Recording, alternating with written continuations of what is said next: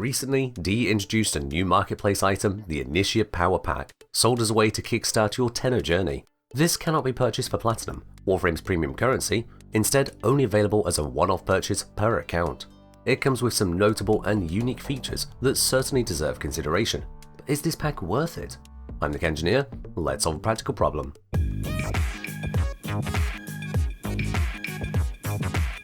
The Initiate Power Pack is aimed at new players mainly, though it has value to players still in the early to mid game.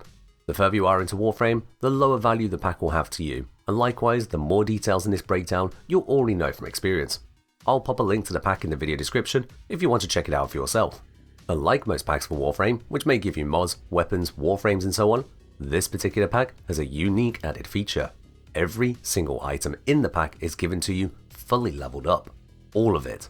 Let's break down exactly what that means. The pack contains two Warframes, Nova and Rhino. Rhino is a big bruiser of a Warframe, with incredible defense, team-wide damage buffs, and a strong controlling ability to slow or incapacitate most enemies.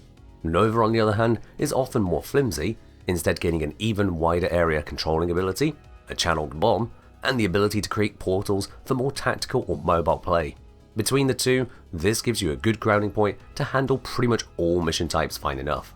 If you were to buy these on their own, they'd arrive in your inventory unranked though.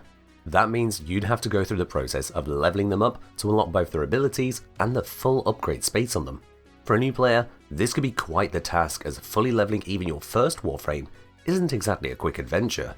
If instead you were to earn these Warframes in-game, first you'd need to reach their associated missions on the 2nd and 9th planet.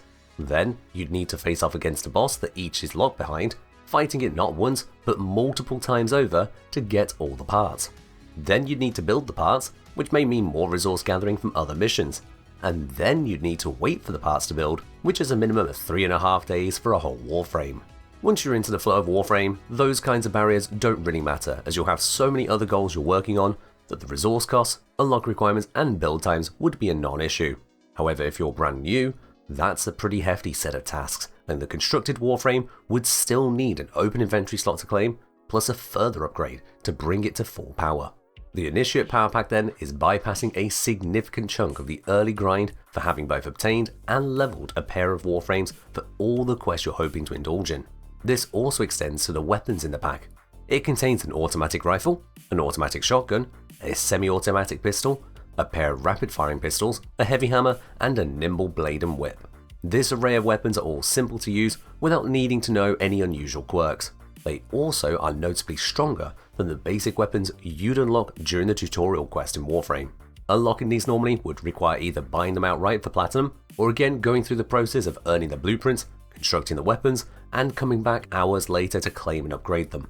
Even getting the level requirements to earn them would take hours of playtime, let alone leveling up all 6 weapons on a low-level account.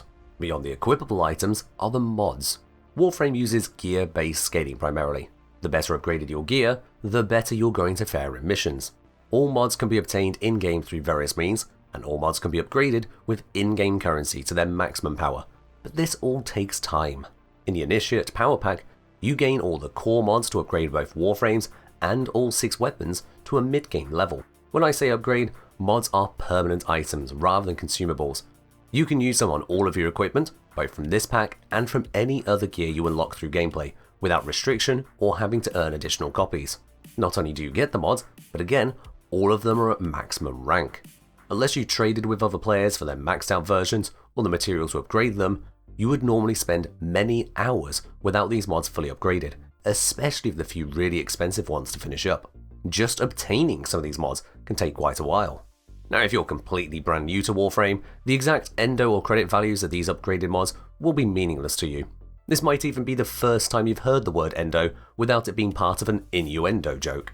However, if you do have some grasp of those, the full leveling of the mods in this pack effectively saves you over 5 million credits and over 100,000 endo. Even for high level players, outside of the most exceptionally efficient farms, that would be hours of resource gathering. This Initiate Power Pack really launches your capabilities high enough to smash through every bit of early game content with complete ease and no waiting time at all. At every stage, your only delay is in actually running the next mission, quest, or objective to proceed with the story. You even get the full account experience, called Mastery, from the Warframes and weapons that are bought with this pack. This gives you enough Mastery to unlock Rank 3 for faster access to some Mastery lock systems like Syndicates and player-to-player trading. So how about the literal value then? The pack initially comes with 475 Platinum, Warframe's premium currency, which you can use how you see fit. I'd recommend holding onto this Platinum until you have a better understanding of the sheer breadth of options available to you. Platinum can both go a long way and also be wasted in an instant. For the value of the mods, a number of them are hard enough to come by that they have noticeable trade volume between players. Based on recent trading trends for the most hotly traded, we can add on about another 100 to 150 Platinum in value there. The mods themselves are ranked up using effectively tradable resources too. One way of trading Endo is through item sculptures like the Anassa, as they can be broken down for Endo. You don't need to know right now what an item sculpture is if you don't already, but suffice to say they've traded for a long time at typically 10 Platinum per 3,450 Endo on PC. This means the total Endo saved in the Initiate Power Pack can be roughly valued at another 300 Platinum. So far, Pack Platinum mods brings us to about 900 Platinum. The Warframes and weapons in the pack are not tradable with players, requiring gameplay or Platinum to obtain. Now, to be honest with you, I'd say the individual Platinum prices for those items are above what most people should value them at. I've covered in my guide on how long it takes to farm every Warframe that Nova and Rhino are far from the most arduous to obtain. It's just the early game requirements that really get in the way. Because of this, we can gloss over their full price costs on the market. Instead, each Warframe and weapon will require an inventory slot and a further upgrade, known as Orokin Reactors or Orokin Catalysts, to claim and use at full power. These are included in the Initiate Power Pack, but otherwise could cost a total of 236 Platinum. This means with just the fixed costs that you either pay or play for, this pack's minimum value is roughly 1,136 Platinum. Interestingly enough, the cost of the Initiate Power Pack is the same as the 1,000 Platinum bundle on PC. If you were to buy one of those without any kind of discount, the Initiate Power Pack then already has more value directly, even before considering the more difficult to measure benefits of the credits, the leveling, the building, and overall sheer convenience. Now, there is a single yet very significant downside to this pack, an obvious downside really. By getting all of these max level items day one, you completely eclipse all early game power scaling. Almost every mission to be found prior to learning what Operator really means will be a complete cakewalk when using all these upgrades. Further still, any other gear you pick up from gameplay will feel cripplingly weak in comparison until they too are leveled up and appropriately upgraded. For example, the Lacera melee weapon in the pack, using the mods provided, can be set up to deal over 1,700 damage per hit, over 85% chance of applying a status effect on hit, and has a low chance of dealing nearly 4 times more damage as a critical hit. That's before even mentioning damage types, attack speed, and range. When you move on to a new melee weapon, even with the 3 mastery levels you unlock from the pack's content, you may only have the space to put in one partially ranked mod. On a weapon like the Eden, this means dealing just 352 damage per hit until the weapon is high enough level to take the bigger mods. Now you can still get the pack and reduce the effect of this possible issue for yourself. With a little self-limiting, you can opt to use fewer mods on your packs, warframes and weapons to more closely match the level of content you're in as you go through the early game quests. As things get tougher and you feel the difficulty ramp up, then you bring in the additional upgrades to keep the challenge going. Or slap it all on there immediately and play a planet-crushing power fantasy. Both are valid. I just suggest caution if you're the type of gamer that doesn't enjoy playing on easy mode.